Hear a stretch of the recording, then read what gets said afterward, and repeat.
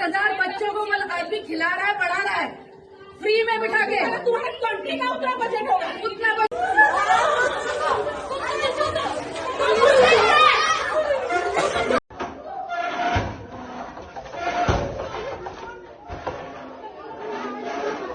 एक यूनिवर्सिटी के हॉस्टल में एक छात्र की मौत हो जाती है। यह लड़की नेपाल की थी। 20 साल की उम्र में पढ़ाई के लिए भारत आई थी। उसका सपना था कि इंजीनियर बनकर अपने माता पिता को गर्व महसूस कराना, लेकिन 16 फरवरी को हॉस्टल के कमरे में उसकी लाश पाई गई। इस घटना के बाद भारत और नेपाल दोनों देशों में यह मामला काफ़ी गंभीर हो गया। इसकी गूंज नेपाल की संसद तक पहुंच गई।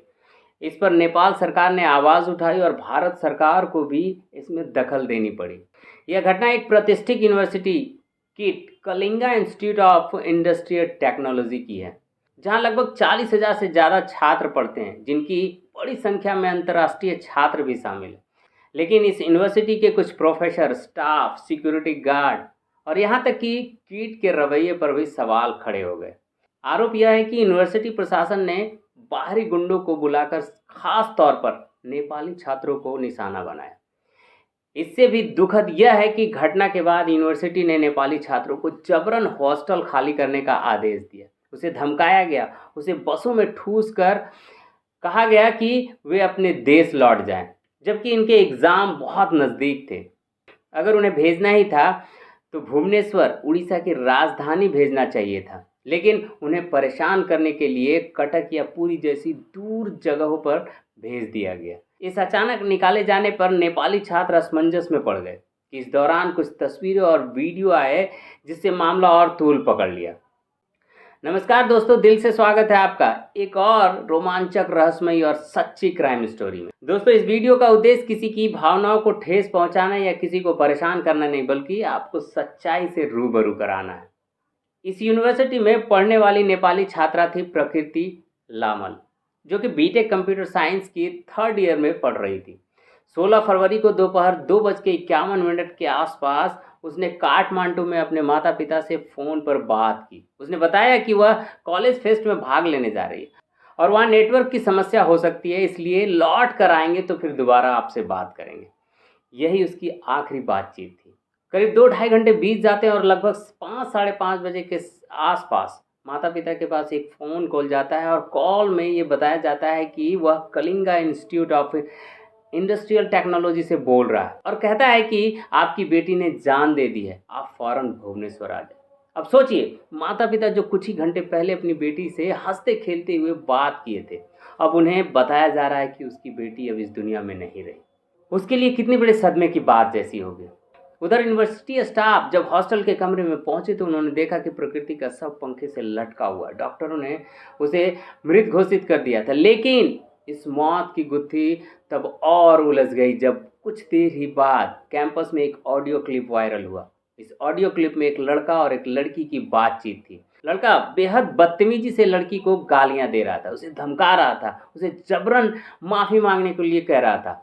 इस बातचीत में 2 नाम बार बार लिए जा रहे थे। लड़का बार बार लड़की को प्रकृति कहकर पुकार रहा था और लड़की उसे आद्विक नाम से पुकार रही थी। यह ऑडियो अक्टूबर 2024 का था और प्रकृति लंबे समय से आद्विक श्रीवास्तव नाम के एक छात्र से परेशान थी। आद्विक श्रीवास्तव, जो कि 21 साल का लड़का, जो कि लखनऊ का रहने वाला था और बीटेक मैकेनिकल के फाइनल ईयर का छात्र था। वह प्रकृति से 1 साल सीनियर था। शुरुआत में दोनों दोस्त थे, लेकिन बाद में दोनों के बीच काफ़ी झगड़े होने लगे। यूनिवर्सिटी में आने से पहले जब प्रकृति काठमांडू में थी, तब KIIT के फाउंडर अच्युत सामंथा ने वहाँ एक सेमिनार किया था और उन्होंने यूनिवर्सिटी की बड़ी खूबियाँ गिनाई थी। कहा था कि यहाँ के छात्रों का भविष्य काफ़ी उज्जवल होगा। उनके इसी भाषण से प्रभावित होकर के उसके पिता ने यूनिवर्सिटी में भेजने का फैसला किया। प्रकृति अकेले नहीं आई थी, बल्कि उसके साथ 2 कज़न साथ में आए थे। उसमें एक कंप्यूटर साइंस में था और दूसरा जो है मैकेनिकल में था। मैकेनिकल वाला जो कज़न है वो आद्विक श्रीवास्तव का क्लासमेट भी था और इसी जान पहचान के चलते आद्विक और प्रकृति के बीच बातचीत शुरू हुई। लेकिन धीरे धीरे आद्विक उसे परेशान करने लगा था। प्रकृति ने 2024 में कई बार यूनिवर्सिटी को आद्विक श्रीवास्तव के खिलाफ शिकायत की, लेकिन किसी ने ध्यान नहीं दिया और ना ही कोई एक्शन लिया। जब यह घटना हुई तो नेपाली छात्र ने सोशल मीडिया पर एक मैसेज डाला जिसमें लिखा था कि प्रकृति की मौत आत्महत्या नहीं बल्कि यूनिवर्सिटी के हॉल में आद्विक ने पहले उसे बुरी तरह से पीटा, फिर मॉलेस्ट किया और इसी दौरान उसकी मौत हो गई। इसके बाद दो कहानियां निकल करके आई। पहला, कॉलेज प्रशासन को लगा कि इसमें बहुत बदनामी हो सकती है कॉलेज की, इसलिए प्रकृति की लाश को उसके हॉस्टल के रूम में पंखे में टांग दिया ताकि आत्महत्या दिखाया जा सके। और दूसरा, प्रशासन ने इस मामले को दबाने की कोशिश की, लेकिन ऑडियो वायरल होने के बाद सच्चाई सामने आ गई। इस घटना के बाद यूनिवर्सिटी और सरकारों पर दबाव बढ़ने लगा और फिर नेपाल से लेकर भारत तक इस मुद्दे ने तूल पकड़ लिया। मीडिया पर यह घटना तेजी से वायरल होने लगी। जैसे ही यह मामला तूल पकड़ा, नेपाल के स्टूडेंट और अन्य इंटरनेशनल स्टूडेंट ने विरोध करना शुरू कर दिया। उनकी मांग थी कि आरोपी को गिरफ्तार किया जाए और न्याय दिया जाए। उनका गुस्सा जायज़ था, इस मामले में निष्पक्ष जांच होनी चाहिए थी। लेकिन सबसे बड़ा सवाल यह था कि जब अक्टूबर 2024 में यह ऑडियो वायरल हुआ था और प्रकृति ने कई बार प्रशासन से शिकायत भी की थी, तो फिर यूनिवर्सिटी एडमिनिस्ट्रेशन ने कभी संज्ञान क्यों नहीं लिया? क्यों आद्विक श्रीवास्तव के खिलाफ कोई कार्रवाई नहीं की गई? इस सवाल को कोई स्पष्ट जवाब नहीं दे पा रहा था और इस समय प्रशासन को छात्र के गुस्से को शांत करना चाहिए था और आश्वासन देना चाहिए था कि हम इस मामले में निष्पक्ष जांच करेंगे और दोषियों को बख्शा नहीं जाएगा। लेकिन हुआ इसका उल्टा। यूनिवर्सिटी प्रशासन ने एक गुंडागर्दी भरा रवैया अपनाया और छात्रों को धमकाया और डराना शुरू कर दिया। रिपोर्ट के अनुसार लगभग 800 से 1000 छात्रों को एक सेमिनार हॉल में इकट्ठा किया गया, उसके मोबाइल फ़ोन जब्त कर लिए गए और जो भी फुटेज या जानकारी थी उसके पास उसे डिलीट करने के लिए कहा गया। छात्रों को धमकी दी गई कि अगर कोई इस घटना के बारे में बाहर जानकारी देगा तो उसका कैरियर खत्म कर दिया जाएगा। छात्र इस डर में आ गए कि अगर उन्हें यूनिवर्सिटी से निकाल दिया जाएगा तो उनकी डिग्री अधूरी रह जाएगी। उनके माता पिता जिन्होंने मोटी फीस देकर यहाँ पढ़ने के लिए भेजा है वे भी चिंता में थे। लेकिन कुछ छात्र ऐसे थे जो धरने पर बैठ गए और बोले कि जब तक न्याय नहीं मिलेगा वे पीछे नहीं हटेंगे।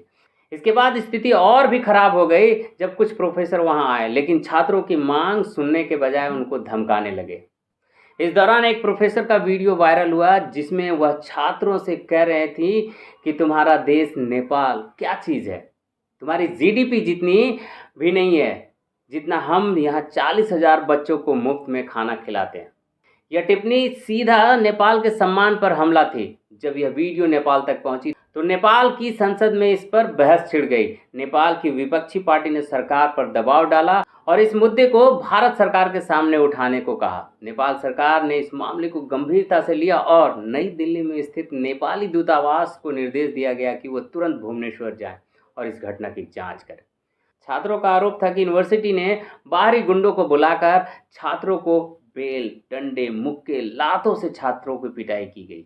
जो छात्र धरने पर बैठे थे उन्हें मारा गया। इसके बावजूद जब छात्र पीछे नहीं हटे तो अचानक एक आदेश जारी किया गया कि तुम सब हॉस्टल खाली कर दो। 800 से 1000 नेपाली छात्रों को जबरदस्ती हॉस्टल खाली करने को कहा गया और अलग अलग बसों में भरकर जबरन नेपाल भेजने का प्रयास किया गया।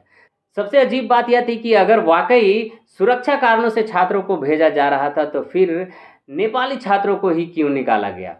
इसके अलावा उन्हें भुवनेश्वर रेलवे स्टेशन भेजने के बजाय कटक और पुरी जैसे दूर जगहों पर भेजा गया। यह साफ दिख रहा था कि उन्हें जानबूझकर परेशान किया जाता। इस पूरी घटना के वीडियो और ऑडियो सोशल मीडिया पर वायरल हो गए हैं।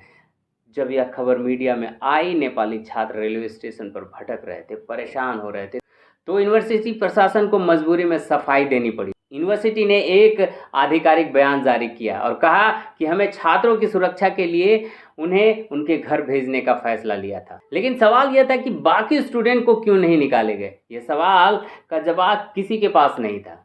इस घटना के बाद यूनिवर्सिटी पर दबाव बढ़ने लगा। पहले उस प्रोफेसर का एक वीडियो जारी करवाया गया जिसमें उसने अपने जीडीपी वाले बयान के लिए माफ़ी मांगी। फिर यूनिवर्सिटी ने एक और बयान जारी किया और कहा कि हम नेपाली छात्रों से माफ़ी मांगते हैं और उन्हें वापस आने के लिए निमंत्रण देते हैं। लेकिन इसी बीच सबसे बड़ा सवाल यह था कि प्रकृति की पुरानी शिकायतों पर कोई कार्रवाई क्यों नहीं हुई। यूनिवर्सिटी प्रशासन ने दबाव में आकर 5 लोगों पर कार्रवाई किया। 3 बड़े अधिकारी, प्रोफेसर और स्टाफ, 2 सिक्योरिटी गार्ड, जिन पर आरोप था कि उन्होंने छात्रों को मारा पीटा और टॉर्चर किया था। इन सभी को पुलिस ने गिरफ्तार कर लिया था। इस मामले में सबसे ज़्यादा गुस्सा आद्विक श्रीवास्तव के खिलाफ था, लेकिन वह कैंपस छोड़कर भाग चुका था। ओडिशा पुलिस ने जांच की तो पता चला कि उसने इंडिगो एयरलाइंस की फ्लाइट से कोलकाता जाने के लिए टिकट बुक करा रखी थी, लेकिन संयोगवश वह फ्लाइट कैंसिल हो गई। पुलिस समय पर भुवनेश्वर एयरपोर्ट पहुंची और वहां से आद्विक श्रीवास्तव को गिरफ्तार कर लिया गया। उसके खिलाफ खुदकुशी के लिए उकसाने की धाराओं में केस दर्ज किया गया, लेकिन इस पूरे मामले में एक विडंबना भी थी। यूनिवर्सिटी ने जिन 5 मेंबर्स को गिरफ्तार किया था उन्हें महज 3 घंटों में बेल मिल गई। सिर्फ आद्विक श्रीवास्तव अभी भी जेल में, और छात्रों का आरोप है कि प्रकृति की मौत आत्महत्या नहीं, आद्विक ने उसे मॉलेस्ट करने की कोशिश की। जब प्रकृति ने विरोध किया तो उसने मार डाला। बाद में यूनिवर्सिटी प्रशासन ने मामले को आत्महत्या दिखाने के लिए सबको हॉस्टल के कमरे में टांग दिया। अब इस मामले की जांच चल रही है, लेकिन पुलिस और यूनिवर्सिटी प्रशासन अभी भी खामोश है। 16 फरवरी की घटना हुई, 18 फरवरी को पोस्टमार्टम हुआ। उसी दिन सबको परिवार को सौंप दिया गया। प्रकृति के माता पिता सबको लेकर नेपाल लौट गए, लेकिन इस यूनिवर्सिटी के कुछ लोगों की वजह से भारत की छवि को एक बहुत बड़ा धक्का लगा। इस यूनिवर्सिटी में कई स्टूडेंट जो इस घटना के गवाह रहे, उन्होंने गुप्त रूप से मीडिया को जानकारी दी, लेकिन डरे और सहमे हुए थे। उनका कहना था कि कृपया हमारी पहचान उजागर न किया जाए, वरना हमारा कैरियर खत्म हो सकता है। उन लोगों के माता पिता फ़ोन करके लगातार कह रहे थे कि किसी मुसीबत में मत पड़ना, इस मामले में मत बोलना, किसी धरना प्रदर्शन में शामिल मत होना। सोचिए, ये वही स्टूडेंट है जिन्हें सिखाया जाता है कि अपने हक के लिए लड़ो, लेकिन उन्हें इस कदर डरा दिया गया कि कोई भी मुंह खोलने को तैयार नहीं। जो थोड़े बहुत हिम्मत कर रहे थे वो छुप कर जानकारी शेयर कर रहे थे, लेकिन वे सब एक ही बात कह रहे थे कि अगर इस मामले की निष्पक्ष जांच हुई तो सच्चाई कुछ और निकलेगी। कई स्टूडेंट नेपाल लौट चुके थे, जो बचे थे उन्हें वापस बुला लिया गया, लेकिन अब सवाल यह है कि जो लौट गए थे, क्या उनके माता पिता उन्हें दोबारा भारत भेजने के लिए तैयार होंगे? नेपाल सरकार ने इन पूरे मामले को लेकर सख्त प्रतिक्रिया दी है। नेपाल के प्रधानमंत्री का आधिकारिक बयान भी आया था कि अगर ऐसी घटनाएं होगी तो हम भविष्य में अपने छात्रों को भारत में पढ़ने के लिए एनओसी ही जारी नहीं करेंगे। यह चेतावनी भारत सरकार की शिक्षा व्यवस्था और विदेशी छात्र के लिए एक बहुत बड़ा झटका था। सिर्फ कुछ लोगों की घटिया हरकत की वजह से देश की छवि अंतर्राष्ट्रीय स्तर पर खराब हो रही थी। कीट में लगभग 2000 इंटरनेशनल स्टूडेंट पढ़ते हैं, और जिसमें 400 से ज़्यादा नेपाली छात्र। लेकिन इस विरोध प्रदर्शन में सिर्फ नेपाली छात्र ही शामिल नहीं थे, भारतीय स्टूडेंट भी इस धरने पर बैठे थे। वे भी मानते थे कि प्रकृति के साथ अन्याय हुआ है। उन्होंने भी इंसाफ की मांग की है। छात्रों के लिए दोस्ती, धर्म, जाति, देश की सीमाएं मायने नहीं रखती है, लेकिन यूनिवर्सिटी प्रशासन ने इस आंदोलन को दबाने की पूरी कोशिश की। इस घटना में एक महिला प्रोफेसर का वीडियो काफ़ी वायरल हो रहा है सोशल मीडिया में, जिसमें वह कह रही है कि 40,000 बच्चों को रोज़ हम मुफ्त खाना खिलाते हैं और तुम्हारी जीडीपी भी इतनी नहीं है। इस बयान ने आग में घी डालने का काम किया। बाद में उन्हें मजबूरी में माफ़ी मांगनी पड़ी, लेकिन अगर आप उनका माफ़ीनामा वीडियो देखेंगे तो ऐसा लगता है कि ज़बरदस्ती माफ़ी मंगवाई गई, न कि कोई सच्चा पछतावा था। अब इस पूरे मामले में उड़ीसा पुलिस जांच कर रही है। यह सिर्फ प्रकृति लामल की मौत की मामला नहीं है, यह हजारों छात्रों के भविष्य से जुड़ा सवाल है कि अगर इस केस में ईमानदारी से जांच नहीं हुई तो यह साफ संदेश जाएगा कि यहाँ कोई सुरक्षित नहीं है। लेकिन अगर निष्पक्ष जांच हुई और न्याय मिला तो यह सभी इंटरनेशनल स्टूडेंट के लिए एक मिसाल बनेगा। अब सवाल यह है कि क्या सच में इंसाफ मिलेगा या इंसाफ होगा? तो दोस्तों, ये थी पूरी KIT की स्टोरी। अगली बार फिर मिलेंगे एक और नई और सच्ची क्राइम स्टोरी के साथ, जहां सच सामने आएगा और राज बेनकाब होंगे। तब तक सतर्क रहें, सुरक्षित रहें और अपने परिवार का ख्याल रखें। दोस्तों, इस वीडियो को देखने के लिए दिल से बहुत बहुत धन्यवाद। जय हिंद।